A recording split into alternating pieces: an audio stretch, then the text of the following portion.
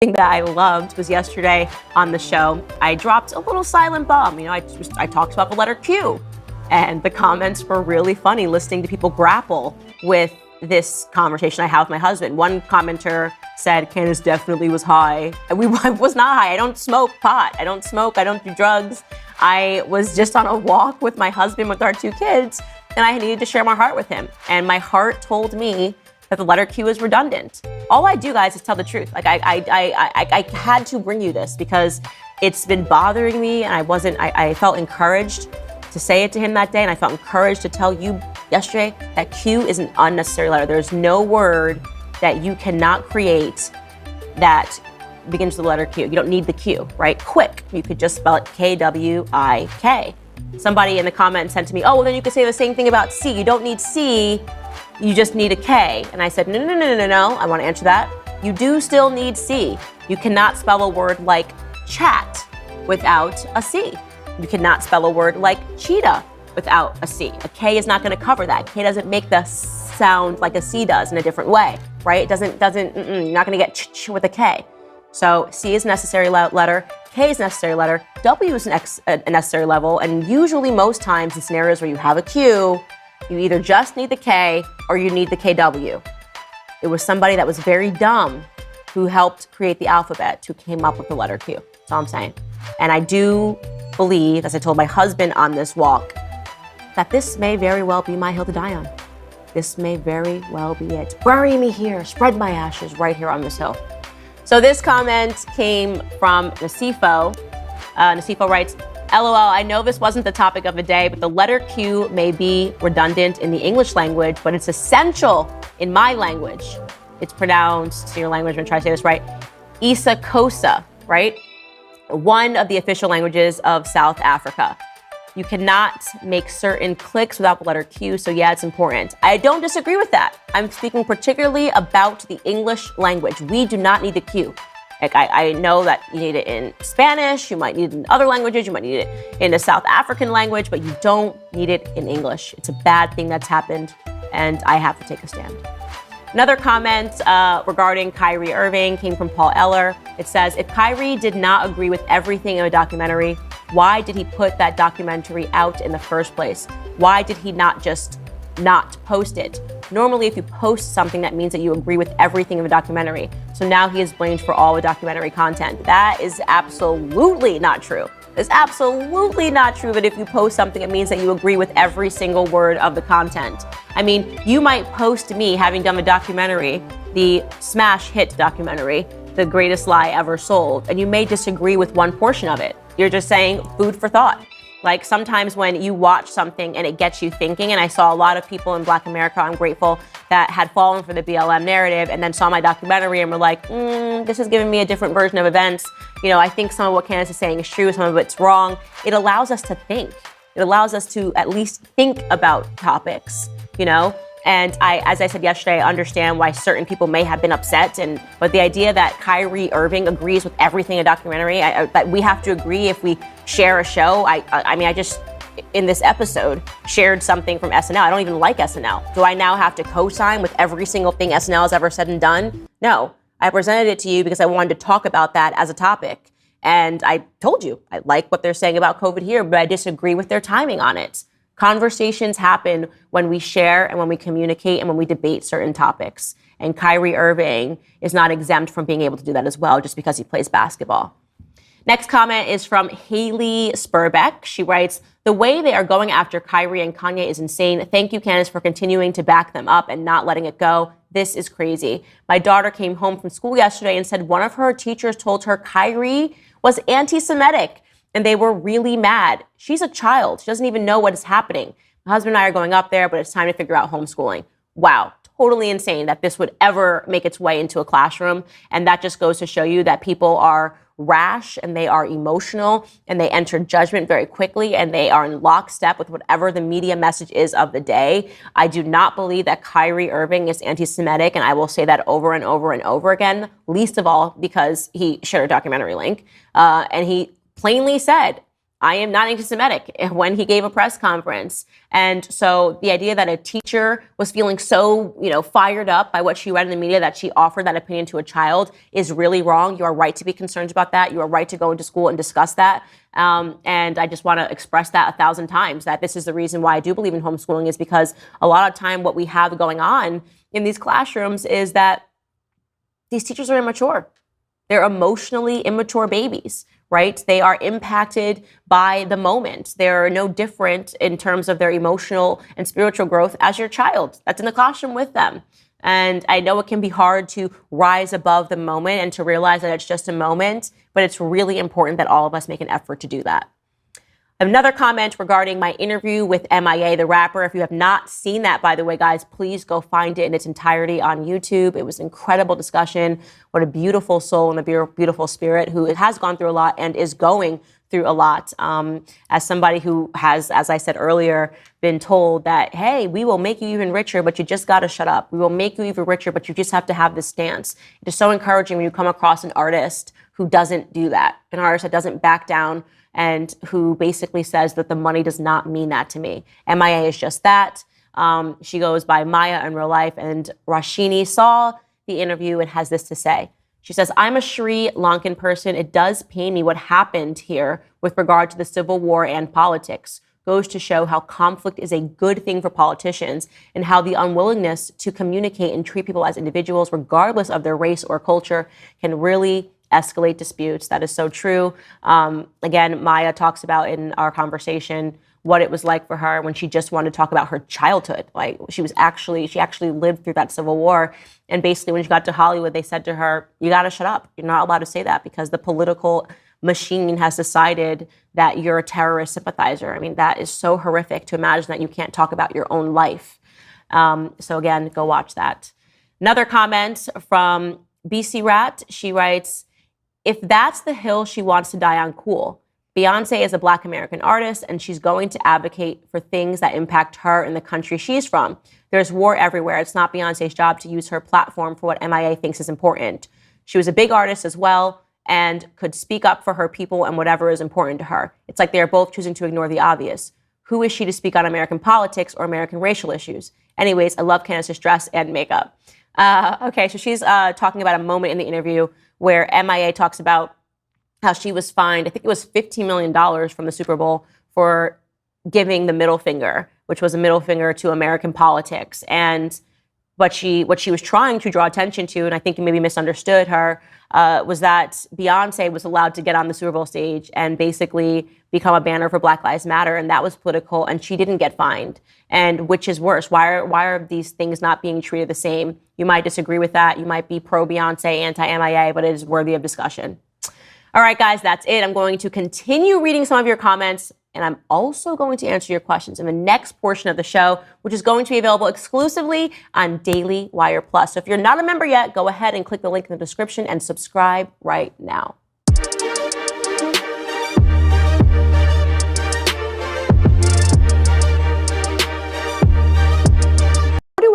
All right, guys, happy Tuesday. Happy Tuesday. Happy Election Day. I hope you are wearing all red like I'm wearing all red.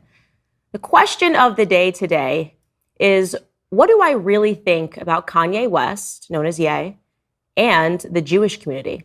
I feel like it has come to a point now where my silence is creating some violence in the air. So I want to answer and I want to respond thoroughly. Plus, dabbling in virtual reality can now kill you. The founder of Oculus, better known now as a part of Facebook's Meta, created a VR headset that will actually kill the user if they die in the game. All that and more today coming up on Candace Owens.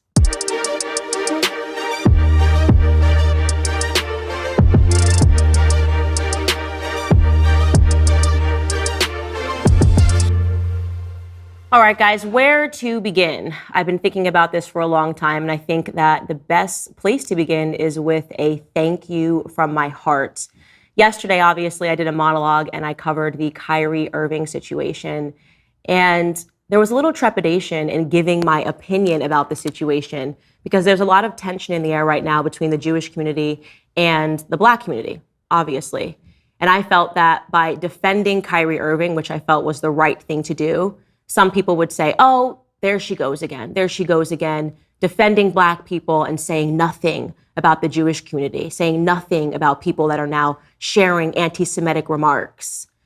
And I was overwhelmed and thankful for the response to that monologue. I mean, I looked through the comments and there was this outpouring of love and understanding. And I think that outloving of love and understanding came perhaps because I did something yesterday that I rarely do. I shared my heart, you know? I'm never a person that says to you guys, as a Black person this, or as a Black woman this. But I did feel yesterday that I needed to come to you as a Black person in this society. And I was hopeful that you would understand why I was touched by Kyrie Irving's remarks when he asked the press, where were you when I was growing up? I shared with you how it's a weird thing to be a Black person in society and not really know where you come from. I felt his pain, and I think that you guys heard my pain, and you responded to it accordingly. Now, obviously, there's another subject that is getting snowballed into the Kyrie Irving situation. In fact, I think this subject is part of the reason that the media has been so harsh, despite, in my opinion, Kyrie Irving really committing no crimes that are worthy of that harshness, worthy of that treatment, worthy of the words, by the way, that the Brooklyn Nets shared regarding him. He's unfit to be associated with. That is so dark and so twisted and so hurtful, when all he did was share a link and then immediately offer apologies for what he deemed to be falsehoods within the documentary. But the subject that a lot of us have been avoiding is regarding Kanye West. And when I say a lot of us, I mean especially me. Ye is my friend. I have been very, very clear about that. Ye is still my friend, and I don't really like to talk about things and people that are personal to me. I do, I guess, politics and culture. A lot of times I sit back and I wonder why I have the platform that I have. It's a weird thing to sort of look through the lens of your life and to say, why am I here? Like, what am I doing? All I've done, as far as I'm concerned, is I've stood up and I've said the truth a lot of times. And I think because we now live in these times of tremendous deceit, that seems to a lot of people like a heroic act. A lot of people depend on me and count on me to continue to tell the truth and to not, quote unquote, sell out. I know what that means. I know that there has been a lot of pressure on me, people saying, Candace, don't sell out to the Daily Wire, because I'm with them. Candace, don't sell out to PragerU, when I was with them. People have this fear that the more success that people have, they kind of have to say, okay, I need to stay within a certain boundary and a certain line to maintain that success. Essentially, a lot of people trade their souls for money. That is true. I'm simply not one of those people. There is no amount of money that is high enough that I would say something that I do not mean. There's nobody that can make me perform, and I want to make that clear to everybody. And I thought that I was making that clear when I remained silent regarding Ye, who is my actual friend behind the scenes. But I'm going to do something rare today, and I'm going to share with you some personal conversations that I've had, not just with Ye, but with other people that are friends of mine behind the scenes. With all of this going on, and with Adidas pulling out and saying we want nothing to do with Ye, and Gap pulling out and saying we want nothing to do with him, and the entire world condemning him, a lot of people wonder what he is thinking. What is Ye thinking? How does he respond to losing $2 billion, as it was estimated, in one day, right? After a week of tweeting and saying things, everyone wants nothing to do with him. How do you think he's feeling about that? A lot of you guys might be thinking that he feels very sad about that. I'm only going to tell you what he said to me last week, because I was feeling sad about it in a way, right? I was feeling sad about it because it's difficult for me to communicate to everybody what Ye means to Black America. It's difficult for me to communicate what he as an artist meant for me. His entire life, he has made it possible for Black Americans to know that the world can be ours, right? He let us know that it was possible to do the impossible. Before I ever knew him, I shared my heart about him being my favorite artist because his music let me know, as a girl that came from nothing, that I could break the barriers, that I did not have to just be a victim, that I didn't have to care what the media thought about me. I actually felt empowered by his song Power. And so in that regard, he has ranked up a lot of credit in the Black community. So when we are asked to debit him because of his recent actions, it's not easy for us to do that because he's meant so much to us in our households and in our personal spaces. Now, as a friend, to see what's happening to him, as I said, has been tremendously hurtful. And I called him and I spoke to him weeks ago and expected that he would understand and also be feeling hurtful as well. But instead, he said to me, after all of the cancellations, his first sentence to me was, "Now I'm finally free." It almost made me cry, right? It almost made me cry because I realized that I was so worried for him and I have felt so scared and so worried for him. And yet for Ye, in this really bizarre way, he intentionally blew himself up because he has felt so pressured within the Hollywood world to be somebody that he's not. He has shared since then that what started all of this was text messages from one Jewish person, Harley Pasternak. It's important to say one Jewish person, not the Jewish community, not all Jewish individuals, not the entire Jewish world, right? A text message from a guy basically saying that he would put Ye back in the hospital again if he wanted to, and that he would never see his kids again. So he was feeling hurt and he hurt people. He hurt a lot of people. And he owned that. Ye himself said on Piers Morgan that his remarks were anti-Semitic and they were racist.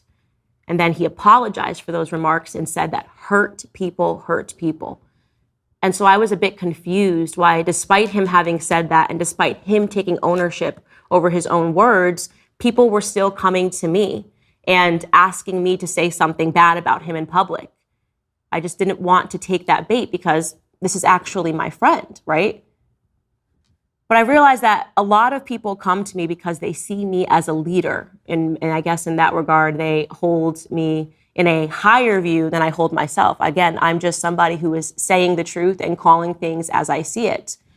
And what I've realized is that while I have been a very strong and vocal friend of Ye, and I'm going to continue to be that, I haven't yet been a vocal friend to some people that have been tremendous friends to me.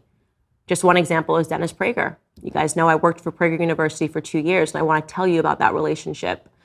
At Prager University, if we ever had anything that we need to discuss, if I ever went to Marissa Straight, who is Jewish, and she is the CEO, and I said, I think I should make more money for this. They just would say, here, we never want this relationship to be about money. Here, we just want you to take whatever you want. We never want to have to go back to the contract. I mean, I've said this publicly before, and I will say it again. The most productive working relationship that I've ever had in my entire conservative career was with Prager University. Dennis Prager is a wonderful human being. Marissa Straight is a wonderful human being. They are wonderful people who happen to be Jewish, right? And Dennis Prager, when I called him and he wanted to discuss the situation with Ye, I didn't even let him get a word in. I just yelled at him. I was very harsh. I'll tell you what I said to him. I said, I'm not playing this game with the Jewish community again. Because people were starting to say, well, if Candace doesn't condemn Ye, then she too is anti-Semitic. It means that she's also anti-Semitic by association. I said, I'm not playing this game with you guys again, is what I said to him. I said, you've wrongly smeared me and libeled me as anti-Semitic in the past. You were there for that, Dennis. You were one of the lone voices that stood up for me when BuzzFeed intentionally pulled out a clip of me to make it sound like I was defending Adolf Hitler. And I said, despite that, I was gracious and I was understanding, and I made amends with people to help them understand what that conversation was actually about. I said, but the second time you guys are going to come at me with smears of anti-Semitism, no, I'm not doing it. I'm not playing the game with you guys. And do you want to know what Dennis did? Dennis did not push back at all. He said he understood, and he published an article in my defense. So essentially what Dennis did was he heard how I felt hurt by the Jewish community and how I was feeling hurt again by the Jewish community. And rather than argue with me on it, or rather than say, well, Candace, no, it could kind of be seen as he heard my hurt and he published an article in my defense. It was incredible. It was an incredible act of friendship. I want to be remembered not just as a formidable enemy to the left. I am that, of course. I do not just want to be remembered as a formidable enemy to any institution that seeks to harm my children. I am that, of course. I also, and I think this is the most important thing that I want to be remembered as, is a formidable friend, because I am that. I am a good friend to Ye and an understanding friend to Ye. And I am a good friend to Dennis Prager, Marissa Straight, many other Jewish people that have been amazing to me. But I haven't been vocal in that friendship. And so I want to do that today. I want to say to those individuals who have been out there defending me while I have been silent, thank you from the bottom of my heart. It has meant the world to me. I don't want to make a habit, by the way, of defending myself against baseless smears. It's a bad game. But I think right now there is a rare occasion where there are very high tensions between the Black community and the Jewish community. And so I think it's important for me to state the obvious. I, of course, am not anti-Semitic whatsoever. I've never had an anti-Semitic bone in my body. I actually, before I married my husband, almost married a Jewish man. It's not even a thing. I feel stupid even saying that. But I do think it's important to do that because I've made it abundantly clear publicly that I'm standing by Ye as he weathers this tremendous storm. But I also recognize that I need to make it abundantly clear that I'm standing by Dennis Prager as well, and all of my other Jewish friends and supporters who are speaking out for me and who have endured what may have felt like a very heavy silence from me. And so I want to, again, say thank you to all of you for understanding and knowing that the hurt that is coming from the Black community, which I can speak on, is this feeling that we have all been emotional slaves, the spiritual slavery that Kyrie Irving talked about, feeling like you have to choose between who you actually are and a paycheck, you know? And sometimes we push back on that in the wrong way, right? And I think Ye has been clear that he did that in the wrong way. Sometimes we push back on that in a certain way that is determined to be wrong, like Kyrie. And I hope that in coming to you guys with my heart in this monologue, that I am pushing back on this in the right way. And that's all I will say about that. All right, guys, I want to take a moment to talk to you about the app Hallow. In a world that is currently so divided, I truly believe that faith in God is the answer and truly our only hope. That's why I want to encourage you to download the Hallow app. Hallow is the #1 Christian prayer app in the United States and the #1 Catholic app in the world. It's rooted in the Catholic tradition, but an amazing resource for any Christian that's looking to dive deeper into their prayer life. Hallow has prayers and meditations to guide you throughout your entire day, morning to night. Some of the most popular prayers include the Daily Rosary, the Gospel Reading, and Daily Psalm with Bishop Barron, the Bible in a Year with Father Mike Schmitz, Minute Meditations, Meditations for Sleep, Kids Prayers and Meditations, and more. Hallow helps me sleep better, lower my anxiety levels, and find peace and calm throughout the day, and I think that it will do the same for you. Get an exclusive 3-month free trial at hallow.com/Candace. That's hallow.com/Candace. Okay, now it's time for some topics du jour.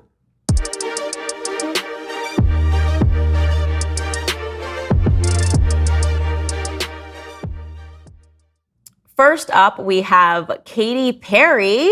You know, I have always registered her as somebody on the far left, but I think that things are getting so crazy out there that even people that are on the left are starting to move and realize that if they want to be able to live and work and enjoy, most importantly, the places that they love, they are going to have to start voting Republican. And Katy Perry has done just that. Not only is it shocking that she voted Republican, she voted for Republican Mayor Rick Caruso in Los Angeles, but even more shocking is that she posted it to her many followers on Instagram.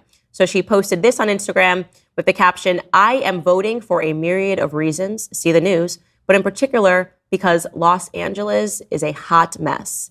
Hashtag let's go Caruso, hashtag yes to Measure 28, hashtag yes to Measure 1, hashtag do you, but just use your vote, okay." Now, we do know that she's telling the truth. There are a myriad of reasons that you should vote for a Republican governor, a Republican mayor. If particularly if you love Los Angeles and you are seeing that it's becoming a drug den and that it is now appealing to criminals, and you're seeing that people are fleeing. They're quite literally fleeing Los Angeles. No better example, by the way, than the Daily Wire. The Daily Wire used to be in Los Angeles, and they uprooted all of their employees, and they came here to the great, deeply red state of Tennessee. And I think, by the way, Katy Perry, it's very brave that you have done this. That actually might be the name of one of your songs. Maybe that's Sarah Bareilles. I know the songs sound alike. But I think it's incredibly brave that you have posted this. So I do want to just shout you out and remind everybody watching that you should be voting today. If you have not yet voted, then you can still vote. Go vote. Make sure you stay in line. Stay in line for the next month. Because obviously, as we are learning, it takes months to count the votes in a totally free and fair election. I don't know why we were able to always count them same day for years until recently, but yeah, stay in line for a month. Your vote will still be counted. All right, guys, moving on to the inevitable. There is a Norwegian man who now identifies as a disabled woman, and he uses a wheelchair almost all the time. Now, I should be clear that this man who now identifies as a woman is also able-bodied. He does not have anything wrong with his body at all, but that is not stopping him from getting himself around in a wheelchair and telling people that he self-identifies as somebody who is paralyzed. So on October 28th, Good Morning Norway aired an interview with Jorund Victoria Alme, 53-year-old able-bodied male who now identifies as a disabled woman. And in the interview, he stated that he had always wished that he had been born a woman who was paralyzed from the waist down. Despite having no physical handicaps, he currently utilizes a wheelchair almost all the time. So, in addition to having gender dysphoria, which is a mental illness and should be characterized as such, he also claims to have body integrity disorder, right? And he cites a dissonance between how he perceives himself and how his body functions. This is a quote from him. He said, "I have struggled with this every day my whole life. It is a cognitive dissonance in the same way that I experienced being a woman in a man's body. I experienced that I should have been paralyzed from the waist down. This is not a desire to be a burden on society. It is about the wheelchair being an aid for me to function everyday life, both privately and at work." I just want to give a little applause here and say bravo, because actually, I like this story so much because this individual is telling the truth. I personally like the sentence, "This is the same way that I experienced being a woman in a man's body. I experienced that I should have been paralyzed from the waist down." It is the same way. Both of these things are mental illnesses, and they must be addressed as such. Obviously, there is something happening in your brain where you are not thinking clearly, and you need to get psychological help. You don't need a society aiding you on. You don't need a society that is telling you that, yes, you are in fact paralyzed. It's just, I don't know, able-bodiness is a gender construct. Able-bodiness is a social construct, whatever it is that these idiots are saying today. And I think that I like this, and I hope that more people start to claim to have body integrity disorder. And I'm going to tell you why. Because it's going to take something like this, right, for people to understand the slippery slope of not acknowledging reality. Right? So if we're going to say that a man can say that he's a woman, okay, then we should also say that, of course, an able-bodied person can say that they're paralyzed. And if they can say they're paralyzed, why aren't they getting wheelchair access? Does that mean that they should be able to stand in the DMV and get things changed so that they can actually identify as somebody who's paralyzed? Does that mean that they should be able to park in the handicap spaces? Why can't they get a handicap sign for their car? These are very important questions. And the only way that society is going to start asking them and trying to draw distinctions between one mental disorder and the other is if people like this start becoming more extreme. This might be the only answer to the crazy problem that we have right now in society, where we have a bunch of people that are trying to legitimatize mental illness. All right, guys, the holiday season is upon us, and I am so excited. It is my favorite time of year, and I especially look forward to all of the cooking and the baking. A few of my favorite dishes are a baked macaroni and cheese dish that comes from my grandmother, as well as a roast beef. And this year, when it comes to the meat, I'll be cooking with, you guys already know, Good Ranchers. Good Ranchers truly has the best quality meat, and they deliver it right to your door, making holiday prep so easy and stress-free. You all see meat prices rising every time you go to the grocery store. To combat this and help you save as much as possible this holiday season, Good Ranchers is bringing you their best offer yet. When you order from goodranchers.com/Candace and use my code Candace, you'll get 2 Black Angus New York strip steaks free with your order. These are 2 12-ounce steakhouse quality cuts, a $70 value. Go to goodranchers.com/Candace and use code Candace at checkout, but hurry because this offer will end on November 30th. Good Ranchers, American meat delivered. Okay, guys, so life is pretty dark out there, and I don't really know how to present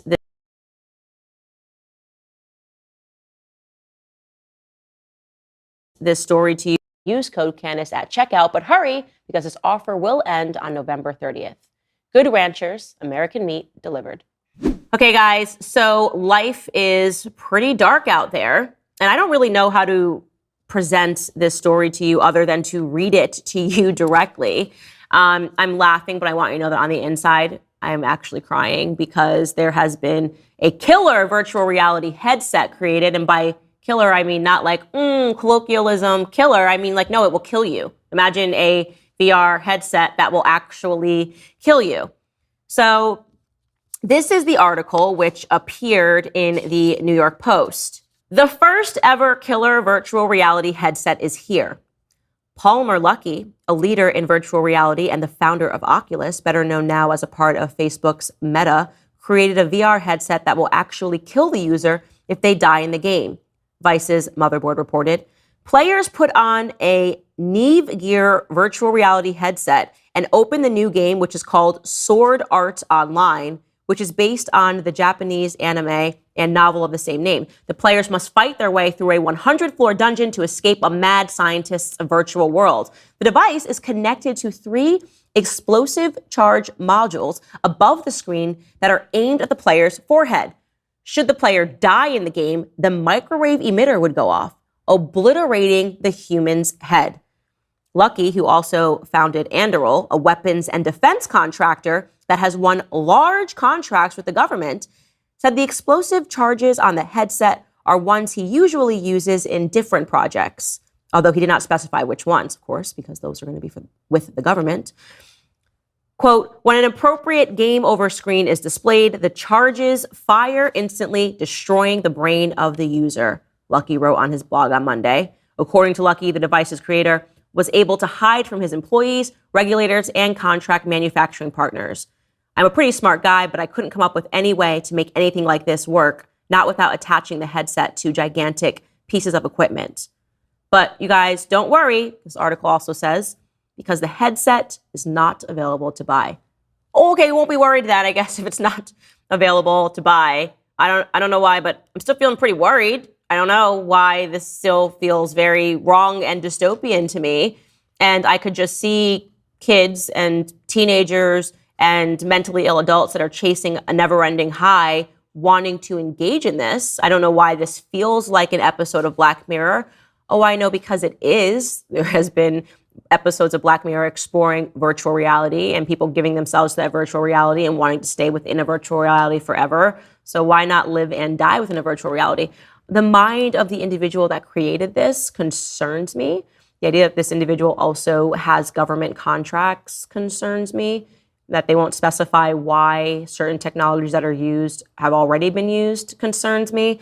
So no, I'm not feeling like I should not worry at all. I think that we need to keep an eye on this space. I keep telling you guys the dangers of virtual reality as it returns to pornography. Now we're talking about a defense system for your head, not a defense, an offense system on your head, which could actually kill you. Let's keep that conversation going. Be very, very concerned, especially if you are a parent. And that's why I'd never want my child to play video games, because I can see the direction in which video games are headed. Okay, I want to take a moment to talk to you guys about ExpressVPN. You know I love this company because they keep my internet data secure. We all know big tech spies on our online activity, but have you